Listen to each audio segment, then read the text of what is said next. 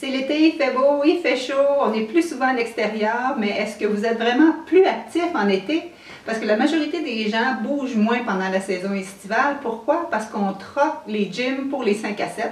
Et aussi, l'alimentation est souvent un petit peu plus déficiente parce que les barbecues sont fréquents, parce que la crème glacée est plus souvent au menu, parce qu'il y a les grignotis sur le bord de la piscine ou de la plage. Alors, je suis Nathalie Rousseau, propriétaire de Hop la Vie Nutrition Santé Plein Air, et laissez-moi vous donner mes 6 trucs pour garder vos bonnes habitudes afin de continuer de bouger et de bien manger pendant l'été. Mon premier truc, s'assurer d'avoir quelque chose de frais à chacun de vos repas. Les salades, les verdures, les légumes sont en abondance, alors assurez-vous d'en ajouter à chacun de vos repas. Les verdures, comme je mentionnais, ou les petits fruits dans vos déjeuners, faites-vous des belles grosses salades, mangez quelque chose de frais une fois à chaque repas, donc au moins vous assurez que vous avez ça de bien. C'est déjà un beau départ pour votre journée. Mon deuxième truc, ça serait de, s'il vous plaît, diminuer votre consommation de viande pendant l'été. Vous vous en rendez pas compte, mais les barbecues, comme je mentionnais, là, les burgers, tout ça, ça se fait vraiment fréquent. Essayez les burgers végés ou essayez des poissons en papillote ou faites-vous des gros paquets de légumes grillés en papillote. C'est vraiment succulent. Vous allez faire d'une pierre deux coups en ajoutant plein de légumes, vous allez ajouter plein d'antioxydants et plein d'éléments phytochimiques qui sont bons pour votre immunité, mais aussi pour votre santé cardiaque. Même chose pour le poisson, hein? Le poisson, comparativement aux viandes rouges qui sont riches en gras saturés, qui vont aller s'accumuler dans nos artères, le poisson aide à diminuer nos triglycérides, donc meilleur pour votre santé cardiaque pendant l'été. Et vous pouvez conserver ces habitudes-là toute l'année. Hein? On suggère 2-3 fois de consommation de poisson par semaine. Troisième truc, prenez des collations. Ça va vous éviter d'avoir des fringales puis de vous lancer dans tous les plats de chips ou de bouchées qui vont passer là, à côté de vous.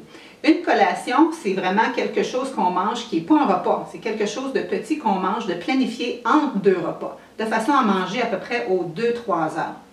Idéalement, ça devrait contenir un peu de glucides pour nous donner de l'énergie maintenant, et des protéines pour nous faire patienter justement jusqu'au prochain repas.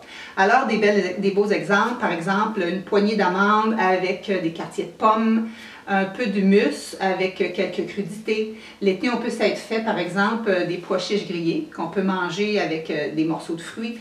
Donc, les combinaisons sont multiples, mais allez-y vraiment avec des collations planifiées. Ça évite vraiment les fringales par la suite.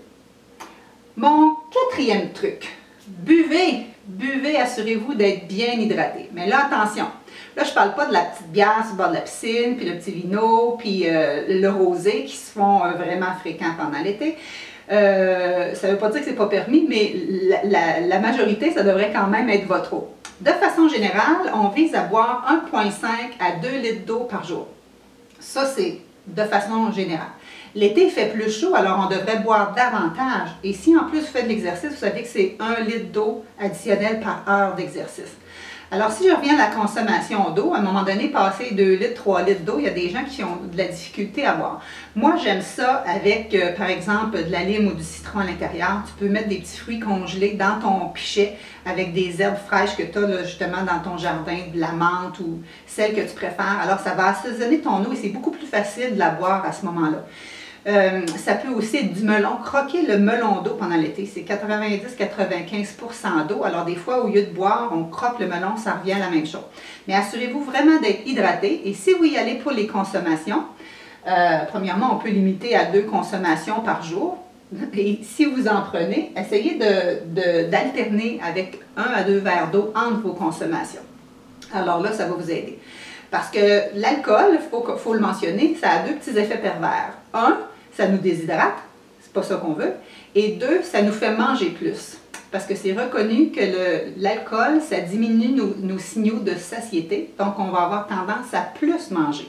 Donc, c'est pas ça qu'on veut pendant l'été. Alors, on va limiter notre consommation d'alcool ou on va l'alterner avec de l'eau ou en tout cas les autres suggestions que je viens de vous mentionner. 5e truc, on bouge, c'est l'été. Vous n'êtes pas obligé d'avoir les mêmes habitudes d'aller au gym régulièrement, vous enfermer à l'intérieur. Bougez à l'extérieur, sortez en famille faire du rollerblade, du vélo, à la plage, faites du volleyball, du frisbee, jouez, trouvez toutes sortes d'activités vraiment pour bouger. et non simplement vous asseoir sur le bord de la piscine à vous rafraîchir les pieds. Donc, assurez-vous de garder vos bonnes habitudes, même s'ils sont différents. S'il fait chaud, bougez tôt le matin, ok? Ça va être plus facile à prendre pour votre exercice. Et aussi, sinon, tard en soirée, plus tard dans la soirée quand c'est frais. Sinon, ben, faites votre petit entraînement au sol ou dans un espace climatisé, vraiment pour s'assurer que ça soit plus facile à faire. Et finalement, mon 6e truc, essayez d'avoir une pensée positive, une attitude globale qui est, j'appelle ça, éviter d'avoir la pensée du tout ou rien. Ça veut dire, bon, tu t'en vas en party, là, tu bois un peu plus que d'habitude, tu manges un peu plus que d'habitude, puis là, tu dis, oh, ben là, tant qu'à être parti en ouais, je vais continuer, je vais aller prendre ce dessert-là, je vais manger telle chose, tant qu'à avoir dérogé, je vais le faire à plein. Ben, c'est pas obligé d'être comme ça.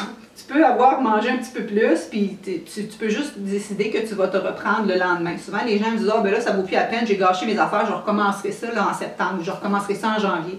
Ben, le 1er janvier, là, ça arrive rien qu'une fois par année. Alors, vos habitudes, on oublie ça, c'est pas grave. Si vous mangez ou profitez un petit peu plus de la vie que d'habitude, ben, profitez-en, justement, savourez-le, profitez de ce moment-là, et repartez le lendemain, pas pire que ça. À la limite, mangez plus de végétaux, mangez moins gras, ou allez justement bouger plus pour compenser. Alors moi, j'appelle ça notre loi du 90-10. Hein? On fait attention 90% du temps, puis on a un 10% qu'on se permet des petites gâteries planifiées pour justement profiter de la vie. Alors voici mes 6 trucs pour garder vos bonnes habitudes, d'être actif et de bien manger, afin que ce ne soit pas trop pénible de rentrer dans vos souliers et dans vos vêtements de travail à l'arrivée de septembre. Merci!